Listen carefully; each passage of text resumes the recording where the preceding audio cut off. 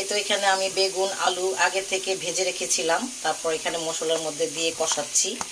তো এখন এর মধ্যে আমি দিয়ে দিব টমেটো। টমেটো দিয়ে আমি অফ ক্যামেরাতে এখানে মাছ ভাজি করে রেখেছি। আমি একটু হালকা ঝোল দিয়ে, যেহেতু সব কিছু আমি ভেজে নিয়েছি আলাদা আলাদা করে, আলু ভেজে নিয়েছি, টমেটো ভেজে নিয়েছি, তো আমি একটু এখানে আপনার ভালো করে একটু মশলার মধ্যে কষাবো। কষার ঝোল দিয়ে সামান্য ঝোল দিব, দিয়ে আমি মাছটা দিয়ে দিব। এই তো আমার মশলার সাথে সবগুলো সবজি কষানো হয়ে গেছে। আমি এখানে সামান্য ঝোল অ্যাড করে দিব। ঝোল অ্যাড করে আমি মাছটা দিয়ে দিব। হ্যালো এভরিওয়ান, আসসালামু আলাইকুম। সবাই কেমন আছেন? আশা করি সবাই ভালো আছেন।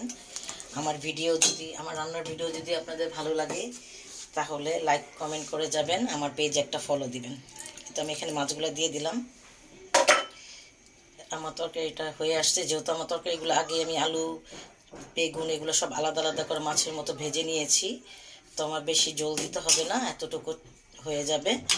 2-3টা বলক আসলে তরকারিটা নামিয়ে নিব। তো সবাই কেমন আছেন? সবাই ভালো থাকবেন। আসসালামু আলাইকুম, আল্লাহ হাফেজ।